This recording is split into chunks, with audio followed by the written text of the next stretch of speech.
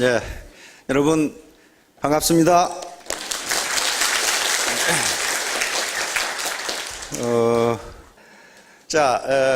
오늘 제가 하려고 하는 얘기는 시간 낭비죄입니다. 시간 낭비죄. 시간 낭비죄를 저지르면 어떻게 되는가 하는 것을 말씀을 드리도록 하겠습니다. 원래 우리가 인생을 80년을 살면은 시간으로 계산해 보세요. 70만 시간이 됩니다. 70만 한 800시간. 70만 시간이에요. 그러면 우리가 80년을 산다는 것은요, 우리가 저축해 놓은 70만 시간을 이렇게 빼쓰는 겁니다. 한 시간 뺐으면요, 그건 다시 저축할 수가 없어요. 지나가 버려요. 그래서 여기에 와서 강의를 들으시는 이 시간도 사실은 자기가 저축해 놓은 생명을 빼서 쓰는 거예요. 그러니까 시간은 곧 뭐가 됩니까? 생명이고 인생이 됩니다. 따라서 시간을 낭비하면은 시간을 낭비한 죄를 짓게 되는데, 그것이 이 세상에 인간이 지을 수 있는 죄 중에서 가장 무거운 죄라고 기록을 하고 있습니다. 근데 그게 청교도 윤리에서 나오는 건데, 막스 베버라고 하는 19세기와 19세기 후엽 20세기 초에 세계에서 가장 최고봉의 지식인 중에 한 사람이었던 막스 베버라고 하는 사람의 청교도 윤리와 자본주의 정신이라는 책에 그게 들어있는데, 그것을 빠삐용이라는 영화에서 그 말을 인용함으로써 유명하게 된 겁니다. 빠삐용이라는 영화는 실제로 앙리 살리에리라고 하는 사람이 쓴 전기를 영화한 겁니다. 젊었을 때 건달로 살다가 맨 술집만 돌아다니고 그러다가 포주가 죽었어요. 그런데 이 살인 혐의를 빠삐용이 뒤집어 쓰고 감옥에 갇힙니다. 그 감옥이라는 데가 프랑스 식민지 기아나라고 하는 것인데, 저기 남미에가 있습니다. 그런데 자기는 그 포주를 죽인 적이 없다는 거예요. 그리고 실제로 안 죽였어. 그러나 감옥에 갇혔어요. 그러니까 어때요? 억울하니까 계속 탈옥을 해. 탈옥을 시도를 해. 탈옥을 10번이나 하다가, 탈옥을 할 때마다 어떻게 됩니까? 범죄가 점점 무거워지죠? 탈옥죄가. 그래가지고 탈옥을 계속 꿈꾸면서 잠자다가 자기는 죄가 없다고 생각했는데, 12명의 배심원이 늘어선 재판장에 가니까 포주를 죽였다고 하는 게 네 죄가 아니다 그런 말이야. 인생을 낭비한 죄. 인생을 낭비한 죄. The crime of wasted life. 즉 인생이 곧 시간이니까 시간을 낭비한 죄. 너는 그것은 사형에 해당한다 그랬단 말이에요. 그러니까 빠삐용이 자기 죄를 인정합니다. guilty. 유죄. 유죄군요. 내 인생을 낭비했습니다. 그 낭비한 죄는 징역도 아니고 사형이다 그런 말이에요. 인생을 낭비하면 자기가 자기 자신을 죽이는 거거든요. 시간을 낭비하면 그런 얘기입니다. 자, 빠삐용 요 책 이름입니다. 책. 앙리 살리에리가. 요 사람이 프랑스랑 기아나에 투옥이 되는데, 이 탈옥을 포기를 하네. 포기를 하니까 계속 탈옥을 하니까 어때요? 밥도 완전히 우리 같으면 된장국물밖에 안 줘. 밥을 안 줘. 그러면 탈옥을 하려면 어떻게 돼야 됩니까? 체력이 있어야 돼요. 체력이. 그 절의 고도인데 헤엄쳐 나와야 되는데, 그래서 그 어두운 감옥에서 불도 안 켜지니까 지네와 바퀴를 잡아먹으면서 체력을 유지합니다. 그거 단백질이에요. 지금 생각하면 그거 어떻게 먹나 그러는데, 여러분들이 감옥에서 탈옥을 해야 된다고 생각해 보세요. 지네도 잡아먹고 바퀴도 잡아먹어야 돼요. 빈곤이라는 감옥에서 탈옥을 한다고 생각해 보라 그 말이야. 그런 고통을 안 겪고 어떻게 나오냐. 자, 여기 보세요. 여기도 꿈꾸는 장면입니다. 자, 여기 지금 지네하고 바퀴를 잡아먹는 장면입니다. 그리고 어때요? 체력을 유지하기 위해서 감옥에서 운동을 하잖아요. 운동을. 안 그러면 탈옥을 못 하니까. 자, 이렇게 정말 빠삐용은 이 가슴에 그려진 나비 문신을 프랑스어로 빠삐용이라고 그런답니다. 버터플라이. 그러니까 나비처럼 자유로운 사람이 되고 싶다는 개념이에요. 이 감옥에서 탈출을 해가지고. 자, 시간 낭비죄. 요게 이제 바로 이 청교도 윤리에서 나오는 얘기인데요. 이 박스터라는 목사 겸 목사이자 저술가이자 사상가인 청교도 윤리학자입니다. 이 양반이 자기 책에서 시간을 낭비한 죄가 인간이 저지를 수 있는 가장 무거운 죄다. 이렇게 규정을 한 거예요. 왜냐하면은 모든 직업은 신이 준 것이다. 절대자가 당신은 이거 하라고 이 직업을 줬다 이 말이에요. 그런데 절대자가 당신에게 준 직업을 소홀히 하고 게으름을 핀다는 것은 그건 신을 모독하는 것이라고 봤어요. 그러니까 게으름을 피우는 사람이 가장 중재다 이렇게 생각한 거예요. 이걸 막스 베버가 인용을 합니다. 자, 게으름을 피면 이렇게 돼요. 이게 빈곤의 감옥에 갇혀가지고, 빈곤의 철장에 갇혀가지고 무직이라든가 실직, 빈곤, 무기력, 자포자기, 분노, 이게 우리가 가치 있다고 생각되는 일을 빈곤은 아무것도 못하게 해요. 사회적인 활동, 친구들 간의 우정, 그 다음에 효도, 자녀들에 대한 교육, 사회적인 봉사, 이걸 무슨 경제적 자유가 있어야 할 거 아니에요. 우리가 가치 있다고 생각되는 어떤 덕목들인데 그걸 못하게 한단 말이에요. 그리고 이쪽으로 끌고 들어가요. 이쪽으로. 그런데 요것은, 빈곤은 이 죄값은 누가 치러야 되냐? 스스로 치러야 된다. 스스로. 아무도 대신 못 해줘요. 우리 속담에 빈곤은 나라님도 구제 못한다, 그런 말이 있죠. 그 말이 무슨 말이냐면요, 흉년이 들었다 또는 백성이 가난하다, 그러면 임금님이 구휼미를 풀어서 당장은 굶어 죽지 않게 해줍니다. 그러나 그 가난 자체를 구제하지 못한다, 그런 말이에요. 언제까지 밑빠진 독에 물 붓는 식으로 정부가 어떻게 계속 구휼미를 주느냐, 그런 말이에요. 그러면 가난 구제는 누가 해야 된다? 자기가 할 수밖에 없다는 거예요. 자기가 할 수밖에 없다. 자기가 할 수밖에 없다. 미국에도요, 미국이 세계에서 최고 잘 사는 나라인데 거지가 득식을 해요. 뉴욕이나 LA 가보세요. 한 푼 줍쇼 한 놈이 무지무지 많아. 그놈들은 또 커피값 달라고 그러더라고. 우리는 한 푼 줍쇼, 우리 지금 뭐 값 달라고 그러나, 라면 값 달라고 그러나, 뭐라고 그러나. 그놈도 커피값 달라고 그래. 거지가 많아요. 그렇게 잘 사는 나라인데. 그러면 국가는 잘 사는데 개인이 못 산다. 그건 누구 책임이? 자기 책임이에요. 자, 그러니까 시간을 자기가 낭비하는 것이 중재 중에 중재라면 남의 시간을 뺏는 것은 어떻게 되겠어요? 그건 중재에 아마 곱하기는 몇 배가 된단 말이야. 남의 시간을 뺏는 거, 야, 나는 남의 시간 안 뺏었는데, 그렇지가 않아요. 남의 시간 뺏는 일이 굉장히 많습니다. 자, 요건 남의 시간을 뺏는 것은, 시간은 곧 생명이라고 그랬으니까, 인생이라고 그랬으니까, 남의 시간을 뺏는 건 남의 생명을 몇 시간 뺏는 거하고 똑같다, 그 말이에요. 지금 119 장난 전화질 해가지고 얼마 전에 잡혀간 놈 있죠? 그러면 나이가 40 몇 썼던데 천하에 할 일이 없어. 그런 짓만 하고 앉아다니는 거지. 그래가지고 벌금 1,000만 원에 구류 일주일. 아주 대박 썼죠? 대박 썼어. 장난 전화를 하다가. 그거 왜 그래요?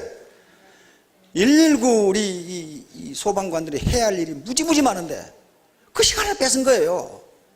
시간을 뺏으면 다른 일을 못 하잖아요. 불 끄러 가야 되고, 범죄 잡아야 되고, 그리고 국가 예산 낭비. 이걸 기회비용이라고 그럽니다. 그 인력들이 다른 일을 해야 되는데 그놈 장난질들 때문에 헛간데 갔다가 시간 낭비한 거, 다른 일을 할 수 있는 기회를 상실해 버렸어요. 그렇죠? 그걸 기회비용이에요. 그래서 그건 처벌을 합니다. 그래서 이 시간 도둑질은 엄청난 기회비용을 유발합니다. 그러니까 누구한테 사기를 친다거나 남의 것을 빼앗아 먹는다거나 하는 것은 그 사람 시간 도둑질이에요. 그 사람이 정당하게 번 것을 뺏어 먹는다. 이게 시간 도둑질이란 말이에요. 이건 죄 중에 큰 죄입니다.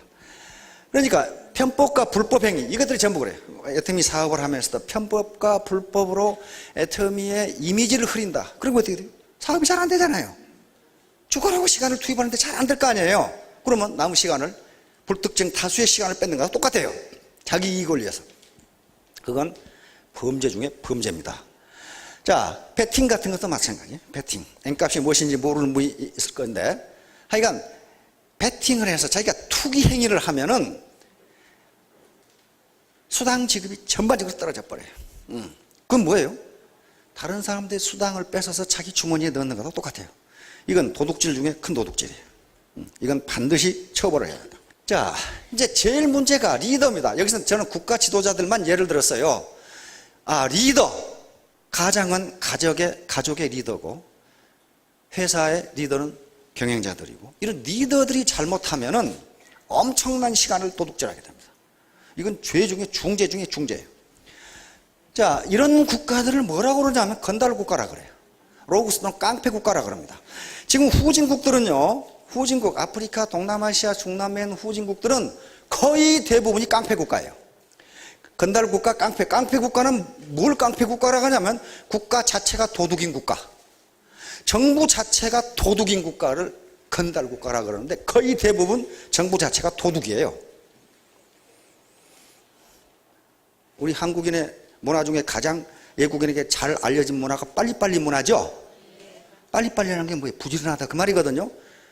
그거 언제부터 그런 것 같아요? 그건 몇 년 안 됩니다. 몇 년 안 돼요. 고종황제 시대에 외국인들이 우리나라에 많이 왔죠. 비숍이라는 분도 왔어요. 조선과 그 이웃 나라들이라는 책을 있어요. 거기 읽어보면 어떻게 인간들이 이렇게 게으른가. 우리 조선인을 보고 그랬어요. 어떻게 게으른가. 양반은 비가 와도 뛰지를 않죠. 서양 선교사들이 와서 테니스를 치니까 양반들이 보고 허이 저놈들 종들이나 시키지 지가 직접 하냐. 종들 시키면 잘할 거 아니에요 이거. 예? 그렇게 게을렀어요. 그런데 왜 게으른가 하는 걸 비숍은 써놨습니다. 양반 계층에서 끝없이 보충되는 흡혈귀 같은 관료들 일어났어요. 계속 빨아먹으니까 일을 할 모티베이션이 되지를 않아. 일해봐야 뜯어먹는데 안 하는 거야.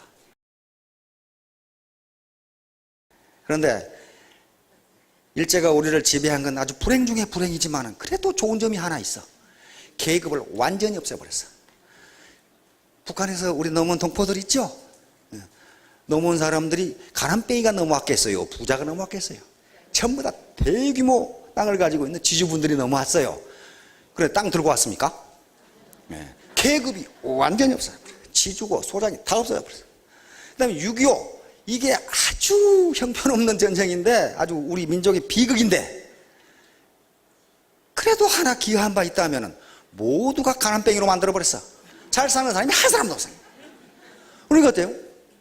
전부 다 맨바닥에서 시작하니까 자기 노력에 따라서 자기 얼마나 열심히 일하느냐에 따라 사회 상층부로 올라갈 수 있는 모티베이션을 줬단 말이에요. 그때부터 바빠진 거예요. 바빠진 거라고요. 뺏어먹는 놈이 있으면 바빠지지가 않아요.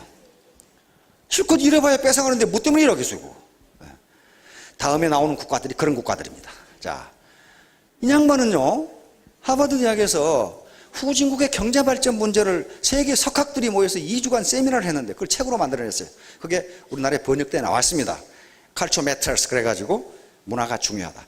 근데 이 양반이 헌팅 20세기의 가장 최고의 지식인 중에 한 사람인데 이 양반이 서문을 쓰면서 아이고 우리 한국 학자들은 가서 구경도 못했는데 느닷없이 서문에 한국과 가나는 이렇게 딱 나와요.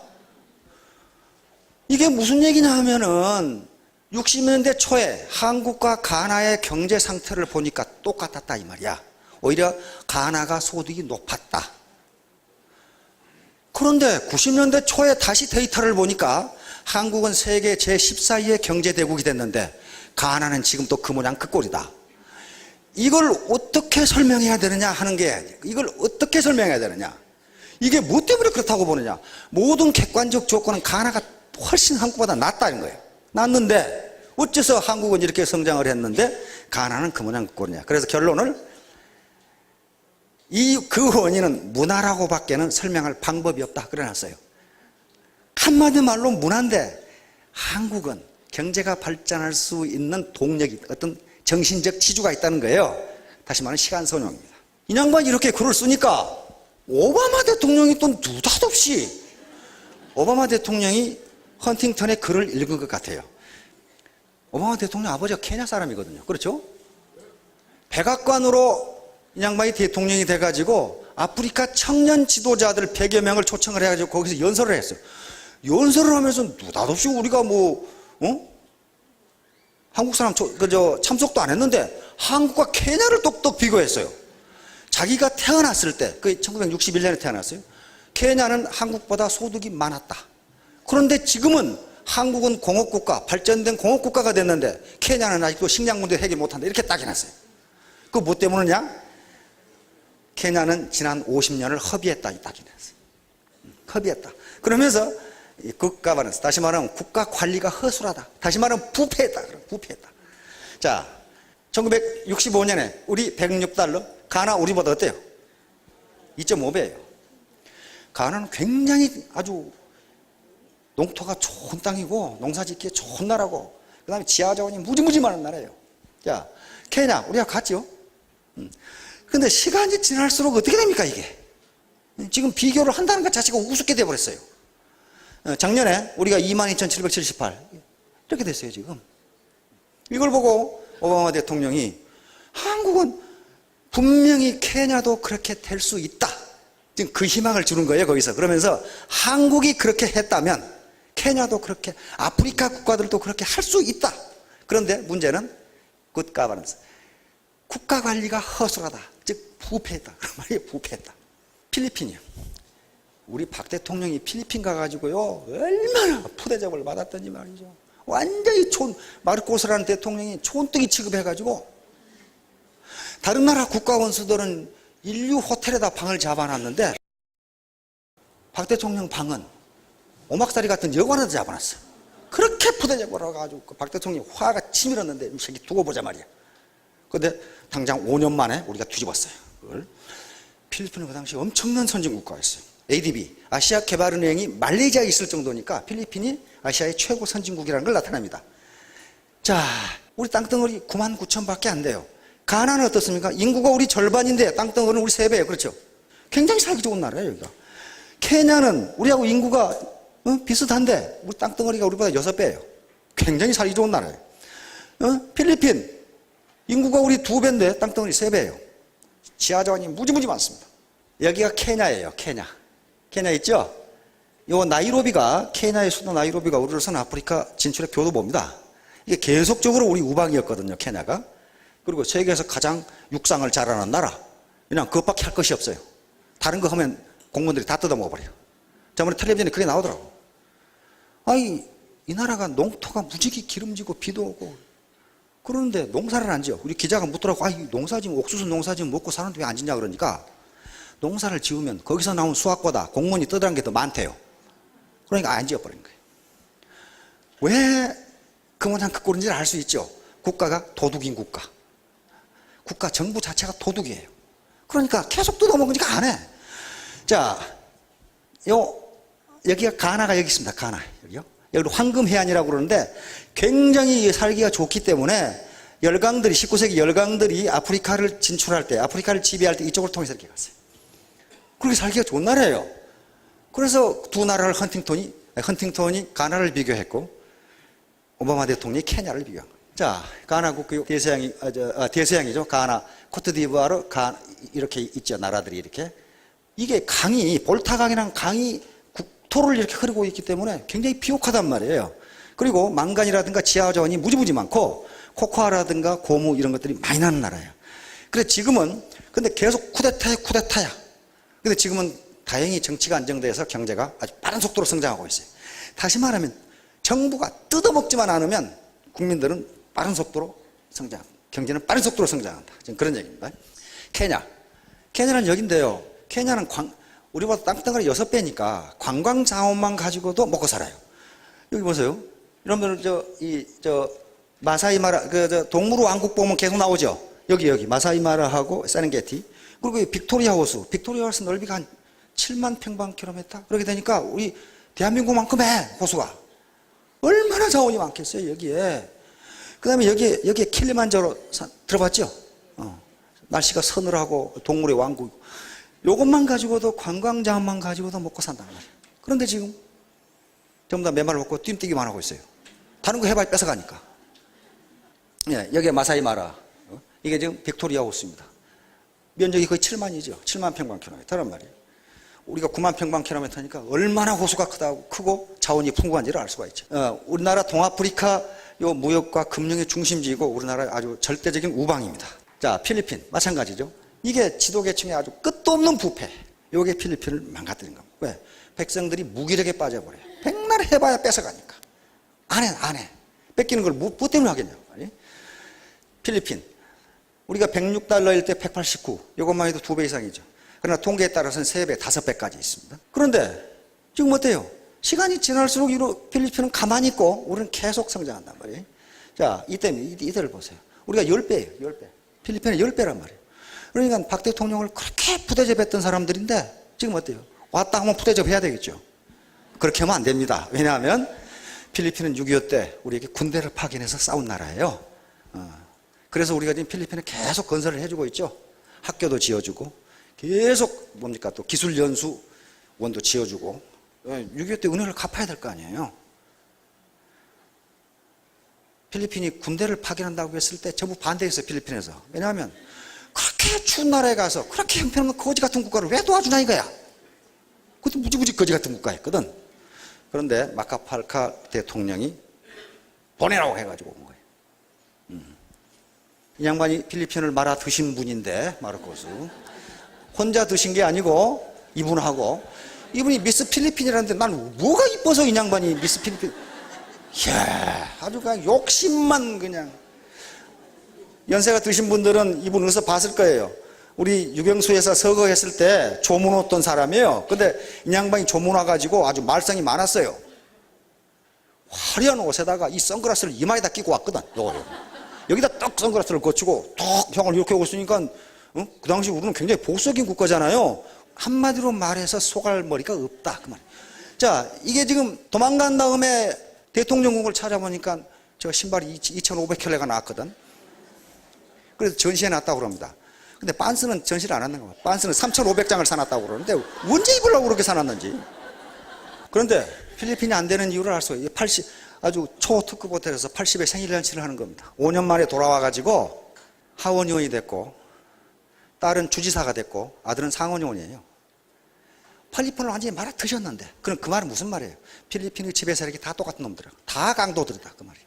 자, 참 안타까운 나라가 요 김일성 일가에 이놈들은 정말 옆에 있으면 내가 조인트를 까버려야 되는데 완전히 이 백성들의 시간을 다 뺏어서 과거, 현재, 미래까지 다 뺏어버린 아주 깡패 집단 중에 깡패 집단. 일제에서 벗어나서 경제개발을 시작할 때 어디가 잘 살았어요? 북한이 우리 2배 이상 잘 살았습니다. 왜냐하면 일제가 대륙 침략의 군수기지로 북한에다가 중화학공업을 건설했어요. 남한에서는 쌀을 뺏어갔어요. 그러니까 1946년에 북한이 우리 전기를 끊어버렸어. 분단이 되니까. 전기의 92%를 상실합니다. 전기가 없어, 남한에. 아무것도 없어요. 그렇게 돼버린 국가예요. 자, 한번 봅시다. 자, 65년에 요 전기 발전량은요, 그 나라 국민소득과 직결됩니다. 오늘날 전기가 없이 공업을 한다? 상업을 한다? 안 되죠. 그래서 전기가 얼마나 그 나라에서 전기가 얼마나 생산되느냐, 그걸 보면, 아, 그 나라의 산업 능력이 어느 정도라는 걸 알게 됩니다. 자, 65년에 어때요? 우리 3배예요. 발전소가 우리 3배라고 이게 북한이. 그러다가 우리가 겨우 따라잡은 게 언제예요? 10년 뒤에 따라잡죠. 그러다가 그때부터는 계속 이제 2010년에 오면은 어떻게 됩니까? 우리가 10배. 10배인데 이건 시설 용량이고 요건 이제 발전량이 실제로 발전소가 돌아가느냐 하는 문제예요. 이건 어떻습니까? 20배. 그러니까 이거 보세요. 이게 늘지가 않죠? 이게 늘지가 않는다는 것은요, 북한의 산업 능력이 60년대 그대로 있다 그 말이에요. 지금 전기가 없는데 뭘 가지고 생산을 해요? 전기가 없는데. 예. 이게 뭐예요? 지배 집단이 백성들의 현재와 미래, 과거와 현재, 미래 시간을 몽땅 뺏어버린 거예요. 우리하고 역사가 같고 문화가 같고 말이 같고 사고방식 같은 사람들이에요. 북한 사람들을 게으릅니까? 정말 전투적으로 일하죠. 전투적으로 일하는데 나오는 게 아무것도 없다. 자, 소득을 봅시다. 인구 소득. 자, 1인당 소득을 봐요. 60년에 누가 잘 살아요? 잘 살죠. 일제 잔재입니다. 일제가 이렇게. 우리가 북한의 소득을 따라잡은 게 5개년 계획 2번 추진하고 1971년에 따라잡았어요. 그렇죠. 그러니까 1970년 이전에는 북한이 우리보다 잘 살았어요. 그런데 그 앞에 사람들은 북진 통일만 예치고 앉았었는데 그 말도 안 되는 소리예요. 무슨 잘 살아야 북진 통일을 나발을 불던 절 거 아니에요, 지금. 자, 다음 보세요. 이제 점점 갭이 벌어집니다. 1970년, 80년대, 여기 보세요. 70년대, 80년대가 굉장히 중요한 시기였어요. 중진국으로 도약할 수 있는 기회였는데 북한은 시간을 낭비했습니다. 그 지배 집단이 시간을 뺏어간 거예요. 우리는 시간을 활용을 했어요. 자, 소득이 이렇게 가서 어떻게 됩니까? 이건 그대로 가만히 있어요, 지금. 가만히 있어요. 시간 낭비죠. 자, 보세요. 세계에서요, 북한의 경제 성장인데 연 9년을 마이너스 성장한 나라는 지구상에 북한 하나밖에 없어요. 이렇게 될 수가 없어요. 어떻게 연 9년을 마이너스 성장을 하나? 그 말은 뭘 의미하냐면 경제가 붕괴돼 버렸다는 거예요. 그러면 이때 플러스로 돌아서는데 성장 동력이 돌아선 게 아니고 하도 밑바닥까지 내려가니까 더 내려갈 데가 없어. 그러니까 풍년이 들면 생산이 조금 더 되고 흉년이 들면 안 되고 지금 그 판국이에요. 자, 우리가 2만 불이 넘어갔는데 1,000불이에요. 1,000불. 그대로 가만히 있는 거예요. 지금 세계에서 가장 가난한 국가입니다. 그러면 이제 국가가 그렇건 어떻건 나는 어떤가를 돌아보려고 앞에 이 서론을 익힌 거예요. 나는 어떤가? 작년 2011년 한국은행 통계에 의하면 우리의 1인당 국민 총소득 1인당 지하에는 2,492만 원입니다. 국민 각자가 2,422만 원이에요. 작년에. 그런데 이게 자기 주머니에 다 들어오냐면 들어오지가 않아요. 왜냐하면 이런 것들이 있습니다. 뭐가 있냐면은 회사가 법인세 내야죠. 세금 내야죠. 사내 유보라는 게 있습니다. 회사가 급할 때 쓰기 위해서 이익 중에 나눠주지 않고 가지고 있는 돈이 있어요. 그 다음에 사회보장 기여금이라는 게 있습니다. 이런 국민 연금 내야죠. 그 다음에 의료보험 내야죠. 무슨 보험료, 산재보험 보험료 내죠. 보험료 잔뜩 내죠. 그건 자기 돈 아니에요. 거기다가 개인소득세가 있어요. 그거 빼고 나면은 이 국민 총소득 중에서 자기 주머니에 들어오는 소득이 국민 개개인의 주머니에 들어가는 소득이 약 55% 돼요.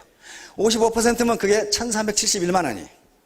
그래서 이게 평균입니다. 혹시 혼자 사시는데 작년에 내가 1,371만 원 벌었다. 그럼 딱 중앙이에요, 그게. 그보다 더 번 분은 혼자 사는데 내가 국민 평균보다 더 일을 열심히 했구나. 그렇게 생각하시면 돼. 그보다 못 보신 분은 국민 평균보다 내가 게을렀네. 그렇게 생각하시면 돼. 자, 2인 가족. 2인 가족이면 어떻게 됩니까? 2,742만 원. 부부 사시는데 연소득이 2,742만 원보다 높으면 아이고 나는 시간을 참 잘 썼네. 이렇게 생각하시면 되고 그보다 낮다면은 국민 평균보다 게을렀네. 그렇게 생각하시면 돼요. 자, 그렇게 해서 4인 가족이면 5,484만 원이 평균입니다. 평균. 그보다 높으면 국민 평균보다 열심히 일한 거고 낮으면 국민 평균보다 생산성이 떨어진 거예요. 이걸 가지고 판단해 보시라고 말이에요. 내가 어떻게 살았는지 지금까지. 자, 그러면 아이고 나는 우리 남편이나 아내하고 아들 둘이 있는데 두 놈 다 학교 다니는데 소득은 3천만 원밖에 안 된다. 이건 나는 어쩌나. 평균보다 낮네. 낮아요. 평균보다 낮습니다. 낮는데 여기서 끝나면 절망이 되죠. 네. 절망이 되는데 자, 이게 집착할 필요는 없습니다. 시간을 압축하고 시간을 창조하고 시간을 복제할 수 있는 방법이 있습니다. 그게 유일한 방법이에요. 자, 소득을 크게 노동소득과 시스템소득으로 나누었습니다. 이렇게 나누는 것은 법률적으로 이렇게 나누는 것도 아니고 경제학적으로 나누는 것은 아닙니다. 이것은 노동과 소득이 어떤 관계에 있느냐의 관점에서 제가 이렇게 나눈 거예요. 이 네 가지 방법 외에 다른 방법이 다른 한 가지 소득이 더 있습니다. 공짜로 생기는 소득. 이걸 이전 소득이라고 그럽니다. 다시 말하면 미국에 있는 자녀가 한국에 있는 부모에게 생활비를 송금해 줬다. 이건 공짜로 생긴 거예요. 그 소득은 소득입니다. 그 다음에 종교단체에서 또는 국가에서 생활비를 지원해 줬다. 이거 소득은 소득이에요. 그런 건 제외한다 그 말이에요. 자기가 노동을 해서 번 소득. 자, 그러면 요 크게 노동소득과 시스템소득인데요. 노동소득의 가장 전형적인 요겁니다. 임금소득입니다. 이건 회사원이건 일용직 노동자건 공무원이건 장교건 마찬가지예요. 여기 임금을 받고 노동을 제공하는데 이 경우에는 소득과 노동을 맞바꾸는 거예요. 다시 말하면 자기 노동 공급이 중단되는 순간 소득도 중단돼요. 그렇잖아요. 회사에서 퇴직했는데 회사에서 계속 봉급 줍니까? 안 주는 거예요. 자, 자유업, 자영업. 이것도 비즈니스 소득, 사업 소득이라고 하는데 이것도 소득과 노동을 바꾸는 것은 틀림없어요.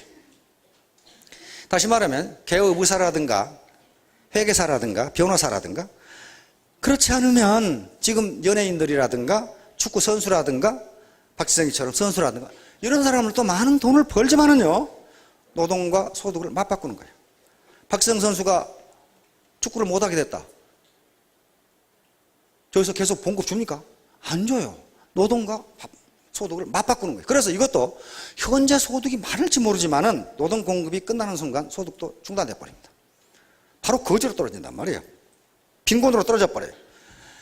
자, 그래서 임금 소득과 요 자유업 또는 자영업에서 젊어서 일해가지고 무엇 때문에 일을 하느냐? 요 4번을 축적하려고 해요. 자본 소득을 얻기 위해서 축적합니다.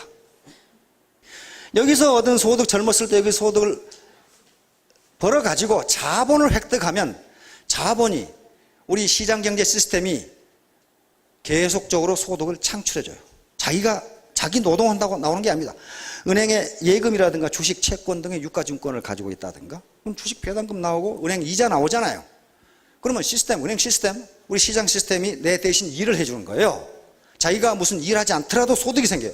그 다음에 이 지적재산권, 저작권이라든가 음반이라든가 이런 지적재산권이 있죠. 상표권, 특허권 이런 것도 역시 소득이 나옵니다. 그 다음에 땅이나 건물 등 부동산을 가지고 있으면 역시 임대료 받고 빌려줄 수 있죠. 소득이 나와요. 그래서 요 자본 소득, 이 자본을 소유하기 위해서 여기서 돈을 벌어서 자본을 갖게 되는데 문제는 퇴직한 세대들의 우리나라의 거의 대부분 80%가 자본 소득이 부족하다는 거예요. 겨우 집 하나 샀는데 얘들 교육시키고 부모 봉양하고 그러다 보니까 막상 퇴직을 하니까 자기가 쓸 돈이 별로 없다 이렇게 되는 거예요. 이게 하우스 푸어라는 거란 말이에요. 집은 있는데 쓸 돈이 없다. 왜? 요 소득 창출 자본이 없기 때문이에요. 자, 그러면 요게 이제 시스템, 사업 소득인데 자기 시스템을 갖는 거예요. 시스템을 갖는 방법은 세 가지가 있습니다. 요 세 가지 외에 다른 시스템을 갖는 다른 방법이 있으면 저한테 좀 알려주세요. 제가 찾기는 지금 세 가지밖에 못 찾았어요. 먼저는 자기가 시스템을 만드는 거예요. 창업하는 거예요. 기업을 만드는 거예요. 삼성의 이병철 회장님이나 현대 정중 회장님은 맨주먹으로 기업을 만든 거예요. 그렇죠? 자기 시스템을 가지니까 이 양반들이 어디 가서 뭘 하건 소득이 올라오게 돼 있어요. 왜? 누가 일해줘? 대신 일해준다. 시스템이 작동을 해요. 그 다음에 시스템을 사는 방법이에요. 프랜차이즈. 아주 좋은 프랜차이즈를 사는 방법. 그러나 이것도 만만치가 않아요, 지금. 그러면 나머지 하나는, 요건 두 가지는 돈이 있어야 되고, 그 다음에 시스템에 들어와서 자기 시스템을 만드는 방법. 현재로서는 네트워크 마케팅 한 가지 방법밖에 없어요. 다른 방법이 있으면 저한테 알려주세요. 아니, 못 찾았어요. 자기 시스템을 갖지 않으면요, 천하에 무슨 일을 해도 노동과 소득을 바꿀 수밖에 없어요. 자기 구멍가게를 해도 자기가 일 안 하면 문 닫으면 소득 안 나와요. 자기 그 시스템이 아니에요. 그것은 자기가 노동을 제공해서 고용주와 노동자가 같을 뿐이지 역시 노동과 소득을 맞바꾼단 말이에요. 그래서 이건 이 방법밖에 없어요. 자, 시스템을 만들려면 이 돈이 필요합니다. 10억 가지고 회사 한번 만들어 보시겠어요? 그거 한 달도 못 가, 한 달도 못 가 망해. 지금 대부분 그래요. 한 달은 가겠구만. 한 달은 잘 버티면. 이게 옛날에 정주영 회장님이나 이병철 회장님이 회사를 만드는 시기하고는 전혀 다릅니다. 지금은 지식 산업이 아니면은 노동 지배 산업까지는 되질 않아요. 이걸 사면 되는데 이게 목 좋은 데 살려면 10억 있어야 된대요. 10억 가지신 분은 하나 사가지고 한번 해보세요. 이건요, 사도요, 경영 능력이 없으면 안 됩니다.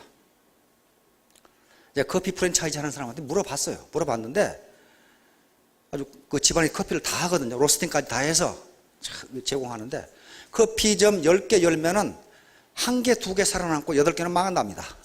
왜 그러냐고 그랬더니 가서 커피를 먹어보면 안 돼요. 아, 이 집 망하겠네. 네. 다시 말하면 커피에 대해서 잘 알지도 못하는 사람이 커피는 똑같은 커피라도 그날의 온도, 습도 그런 거에 따라 전부 맛이 다르더라고요. 어떻게 또 이 로스팅을 하는지 다 다르고 그런데 그런 델리케이트한 지식이 없고 능력이 없으면요. 커피 마시는 사람들은 뭐 때문인지 모르는데 저 집 커피는 맛이 없어. 그렇게 된다는 거예요. 그래서 그 망하고 흥하는 걸 누가 제일 잘하냐고 물어보니까 우유 배달하는 사람이 제일 잘한대. 저 집에 우유 아침에 몇 개 들어가 보면 아, 이 집 망하겠네. 이 집 잘 되는구만. 금방 안 돼요. 그런데 자기가 가서 먹어보면은 아, 이 집 괜찮네. 이 집 망하겠네. 안답니다. 그러니까 아무나 성공하는 게 아니고 재수가 없어 망하는 게 아니고 능력이 없는 거예요. 노력을 안 하는 게 노력을. 그래서 시스템을 이제 소유하는 방법 세 번째는 시스템에 들어가서 자기 시스템을 만드는 거예요. 이게 지금 네트워크 마케팅 사업이에요. 특히 애터미 같은 경우는 진입비가 없어요. 지가 하고 싶으면 하고 말고 싶으면 말고 해요. 또 나가고 싶으면 나가고 말고 싶으면 말고. 그러니까 시스템에 들어와서 자기 시스템을 만들 수 있느냐 없느냐 하는 거예요 지금. 그러면 시스템을 갖는 거예요. 그 시스템을 갖는데 방판하고는 달라요. 시스템을 자기 자손에게 어떻게 한다? 상속이 가능해요. 지금 그런 분들 여기 와 계시죠? 남편이 이거 하니까 그냥 잡아먹으려고 그러고 말이야. 그래서 이거 한 번도 안 해보신 분인데 갑자기 돌아가셨어. 사고로. 근데 지금 열심히 나오셔요. 왜냐하면 남편 수당이 800만 원이었거든. 자기는 열심히 일해서 한 달에 150만 원 벌었는데 남편을 욕을 바가지로 퍼부었는데 남편 수당을 보니까 800만 원이요. 왜 그게 가능해요? 상속이 가능하잖아요. 상속이 가능하니까 그게 가능해요. 자, 그래서 이제 문제는요, 시스템을 자기가 만들 수 있느냐 없느냐. 그 다음에 자기가 이 시스템에 들어올 거냐 말 거냐 하는 것은 스스로 결정해야 됩니다. 자, 요거예요 이제. 시간 복제라는 것은 요 네트워크 마케팅, 문자로 네트워크, 휴먼 네트워크입니다. 인간 그물망이기 때문에 혼자 하는 게 아니에요. 여러 사람이 100만 명이 같이 일을 하기 때문에 내가 1시간 일하면 100만 시간 일하는 것과 똑같다. 그 말. 시간을 압축하고 시간을 창조하고 시간을 복제한 거죠. 요 세 말은 다 똑같습니다. 똑같습니다. 내 밑에서 100사람이 일했다. 그러면 내가 1시간 일하면 100시간 일한 것과 똑같다 그 말이에요. 그럼 이건 시간 창조고 100시간 일할 걸 1시간 일했다. 시간 압축이고 내가 일하는 것을 똑같이 일했다. 시간 복제예요. 똑같은 말입니다. 이게 말을 물가로 끌고 갈 수는 있지만은 물을 먹는 것은 지가 알아서 해야 돼요. 어디 강제로 말한테 물 먹여본 사람 있어요? 안 먹습니다. 절대로 안 먹어요. 안 먹습니다. 그러니까 여기까지 어떤 지인이나 스폰서 또는 뭐 어떤 정보를 가지고 보고 오셨는데 이 사업의 시스템에 들어와서 내가 시스템을 만들 것이냐 말 것이냐는 그건 지가 알아서 해야 돼요. 자기가 알아서 해야 돼요. 이게 셀프 리더십입니다. 자기가 자기를 리드해야 되지 결코 누가 강요해서도 안 되고 강요한다고 해서도 안 되고 자기 판단에 의해서 해야 된다. 셀프 리더십입니다. 지금 국가나 경제 발전 다 마찬가지예요. 그래서 이제 애터미의 이런 네트워크 사업의 비밀은 바로 스폰서십과 파트너십입니다. 이 두 개는요 똑같은 말이에요. 왜냐하면 누구도 나는 스폰서이고 저 사람은 파트너이고 그런 게 없어요. 스폰서이자 곧 파트너예요. 자기가 누군가 있잖아요. 그렇죠? 그렇기 때문에 요게 서로 시간을 낭비하지 않고 쓰는 방법은 스폰서가 자기의 노하우 그 다음에 이런 것들을 컨설팅을 해주고 도와주고 어려운 사람이 있으면 도와주고 이렇게 상부상조하면서 같이 가는 거예요. 그러면 그게 도와주는 게 스폰서에게 해롭냐? 그렇지가 않아요. 자기에게도 이익이 된단 말이에요. 상호이익이에요, 상호이익. 이런 것들 때문에 낱낱을 보면 능력이 없는 것 같은데 모아놓으면 힘을 발휘하는 현상. 이걸 초유기체라고 그럽니다. 슈퍼 오가니즘이라고 그래요. 여기서 나오는 게 집단지성입니다. 자, 이 흰개미입니다. 하버드 대학의 생물학 교수였던 윌리엄 모튼 휠러 박사가 흰개미를 연구하다가 흰개미 하나에 이렇게 생겼어요. 이게 무슨 힘이 있겠어요, 이거? 이게 6mm밖에 안 돼요. 지금 확대해서 그렇지. 6mm밖에 안 되는데 요걸 만든다 그런 말이에요, 요걸. 요게 6m, 7m 되는 거예요. 어떻게 이렇게 만들었냐 말이에요. 어떻게? 흰개미 이 집에 공조 시스템을 보니까 에어 컨디셔닝 시스템이 기가 막히게 되어 있는 거예요. 기가 막히게. 지금 요걸 가지고 설계한 건물들이 많아요. 오스트리아 국회의사당이라든가 아프리카의 집들이 이렇게 하니까 연료비가 3분의 1로 다운돼 버려요. 얼마나 공기 유통이 잘 되는지. 요 흰개미 머리에서 나온 겁니다. 흰개미 아까쯤에 그거. 그래서 휠러 박사 깜짝 놀랐어요. 이게 뭐냐 이게. 다시 말하면 개개 유기체 하나를 띄워놓고 보면 아무 능력이 없는데 그 유기체가 모여서 하나의 거대한 유기체를 만드는 경우. 그러니까 거대한 유기체라는 게 뭐예요? 마치 자기의 개성을 죽이고 내가 이 집단에서 해야 할 역할이 무엇인가 그 역할만 했을 때 이런 힘이 나온다고 그랬어요. 그래서 그것을 슈퍼 오가니즘, 초유기체 이렇게 말하고 거기서 나오는 지성을 집단지성, 컬렉티브 인텔리전스 이렇게 말한 거예요. 자, 그래서 지금까지 연구에 의하면 어떤 개별지성도 집단지성을 능가할 수가 없습니다. 대중은 무지한 것 같지만은 거기서 발현되는 집단지성은 어느 누구도 능가할 수 없다. 다시 말하면 가장 전형적인 예가 북한과 대한민국이에요. 자, 역사 같이, 말 같이, 인종 같이 다 같아요. 문화 같이 다 같은데 우리는 집단지성을 발휘했고 북한은 엘리트들이 소수의 지성, 개별지성 가지고 국가를 통치한 겁니다. 누가 이겼어요? 집단지성은요 무지한 것 같지만은요 거기서 중지라는 게 나옵니다. 중지. 자, 그래서 애터미 사업에서 성공하기 위해서는 아까 자기를 죽이고 초유기체를 만들면 거기서 시너지 효과가 나옵니다. 집단지성이 나와요. 자, 여기 이제 결론적으로 일근 천하문안사, 이건 정주영 회장님의 모토입니다. 생활 철학이에요. 지금 현대가의 모토가 이게 되어 있습니다. 한결같이 부지런하면 세상에 어려운 일이 없다. 게을러 빠져가지고 행운만 바라면 행운이 오지를 않아요. 그 다음에 진인사대, 이것도 정주영 회장님이 직접 쓰신 자기 좌우명이에요. 사람으로 할 일을 다 하고 운을 바라든지 뭐 그렇게 해라, 그런 얘기예요. 자기 할 일도 안 하고 나는 운이 없다, 그런 소리 하지 말라. 자, 하늘은 스스로 돕는 자는 미국에 있는 거죠. 요걸 항상 염두에 두세요. 왕우장상 영의정. 이것은 사기에 나오는 얘기입니다. 왕, 그 다음에 제후, 장군, 재상이 어떻게 씨가 따로 있느냐. 그 말은 부자의 씨가 어떻게 따로 있느냐, 이렇게 바꿔보란 말이에요. 씨가 따로 없어요. 우리나라 부자 조사해 보면요, 몇 가지 유형이 있는데, 상속형 부자, 부모로부터 많은 재산을 물려받아 가지고 부자로 사는 사람, 이게 5%랍니다. 텔레비전에 맨날 그런 사람만 나오니까 부자는 다 그런 줄 아는데요, 그 5%밖에 안 돼요. 한번 생각해 보세요. 5%만 안 되겠죠. 두 번째는 혼인형 부자. 마누라 잘 만나가지고 부자 된 사람들이 있어요. 이게 혼인형 부자예요, 이게. 그러니까 맨날 집에 가면 마누라 구박하죠. 아이고, 나는 어떻게 저 사람을 만나가지고. 그런데 마누라 잘 만나서 부자 된 사람은 또 집에 가보면요, 계속 마누라한테 구박당해요. 그렇죠? 차라리 그거 안 하는 게, 그게 5%예요. 그 다음에 전문가형 부자가 있어요. 전문가형. 선천적으로 탤런트를 탁월한 사람들이 있죠. 예를 들면 우리 박지성, 부자죠.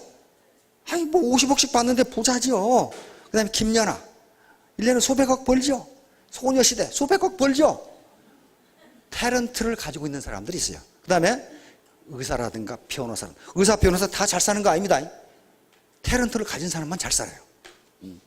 그런 전문가형 부자가 30%랍니다. 그러면 합하면 몇 퍼센트? 40%. 나머지 60%가 뭐냐 하면은 자수성가형 부자로 돼 있어요. 무지무지 노력해가지고 창의적으로 열심히 일해서 부자가 된 사람들이. 그러니까 여러분들은 지금 혼인형 부자가 되기는 조금 지금 어려우실 것 같고, 또 그 다음에 부친께서 뭐 재벌이 되는 것도 좀 그렇고, 그렇죠? 그 다음에 지금 무슨 피겨 스케이팅을 한다든가 그래가지고 좀 하기도 좀 그렇고, 그러면 나머지 60%가 자수성가형 부자예요. 그리고 시간을 압축하고 여기 나오신 분들처럼요, 창조할 수가 있어요. 지금까지 낭비했다면 시간을 압축하고 창조할 수가 있습니다. 이 사람들이 그렇게 한 사람들이에요, 지금. 자, 함께 가요. 그래서 혼자 독불장군식으로는 절대로 안 된다. 그것은 혼자 독불장군식으로 가면요, 삼성이나 LG나 SK 인재들에게 딸립니다. 딸려요. 그 사람도 굉장한 사람들이거든요. 보통 사람들이 아니에요. 1대1로 상대하면 져요. 그러나 초유기체를 만들어서 집단지성을 발휘하면 이길 수 있다.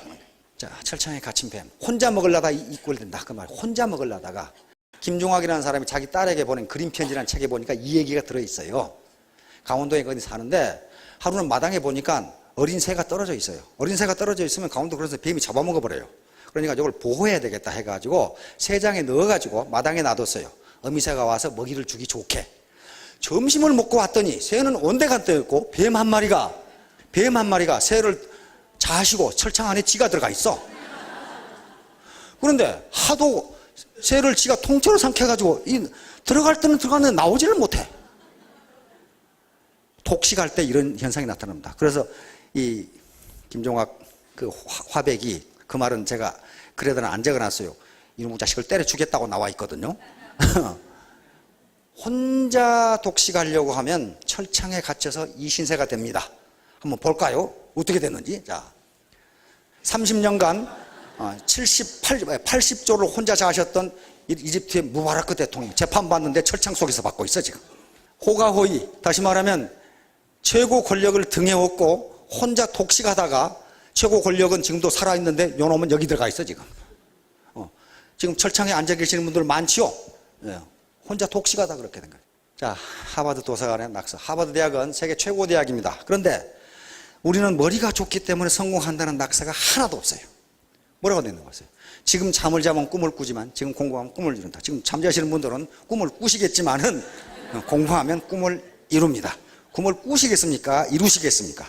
한번 생각해 보세요. 이루셔야 되겠죠? 이 밑에 또 다른 낙서가 또 있어요. 지금 흘리는 침은 내일 흘리는 눈물이다. 그렇게 돼 있어요. 자, 내가 헛되이 보낸 오늘은 어제 죽은 이가 갈망하던 내일이다. 이것은 그리스 철학자가 한 얘기입니다. 그 다음에 늦었다고 생각했을 때가 가장 빠른 때이다. 이 하버드 대학생들이 써놓은 거예요. 여기에 지금 연세가 지기 사신 분들, 퇴직하신 분들, 아이고 내가 언제 부자 되나 그렇게 생각하지 마시고 지금이 가장 빠른 때로 앞으로 120년간 살아야 된다는 끔찍한 생각을 한번 해보세요. 참 아주 끔찍하게 그지없죠. 자, 오늘 할 일을 내일로 미루지 말라. 하버드 대학생들이 하는 얘기. 성공은 아무나 하는 것이 아니다. 철저한 자기관리와 노력에서 비롯된다. 성공은 머리로 하는 게 아니다. 세계에서 가장 머리가 좋은 하버드 대학생들의 낙서입니다. 철저한 자기관리와 노력. 자, 다음 마지막으로 이제 토마스 에디슨. 이 양반은 직접 자기가 경험을 했기 때문에 이런 얘기를 한 겁니다. 시간은 참으로 모든 인간이 가지고 있는 유일한 자본이다. 그리고 그것은 절대로 낭비하거나 함부로 허비해서는 안 되는 것이다. 절대로 시계를 보지 말라. 이것은 젊은이가 꼭 기억해 주기 바라는 일이다. 퇴근 시간을 기다리면서 시계만 들여다본 젊은이가 되죠. 그래서 에디슨의 연구실에는 시계가 없었다고 합니다. 계속 연구가 끝날 때까지 연구 계속 하는 거예요. 그래서 몇 시간 했냐? 나는 하루에 약 18시간을 일을 즐겨. 이 사람은 일을 했다 그런 말이 없어요. 즐겼다 그렇게 돼 있어요. 즐겼다. 인조이 했다고 돼 있단 말이에요. 잠깐 동안은 낮잠을 제외하고 나는 매일 평균적으로 4, 5시간 밤잠을 잔다.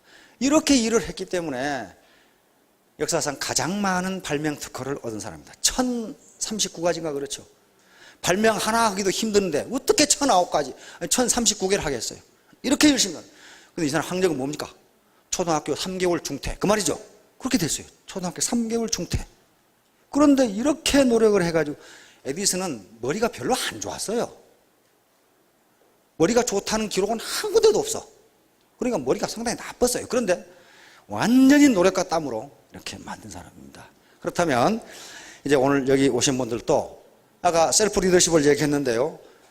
정보를 판단하고 분석하고 결심하고 내가 행동을 옮길 것이냐 말 것인가는 자기에 속하는 것이 누가 강권하거나 또는 누가 해줄 수가 대신 없습니다. 자, 모두 성공하시기 바랍니다. 감사합니다.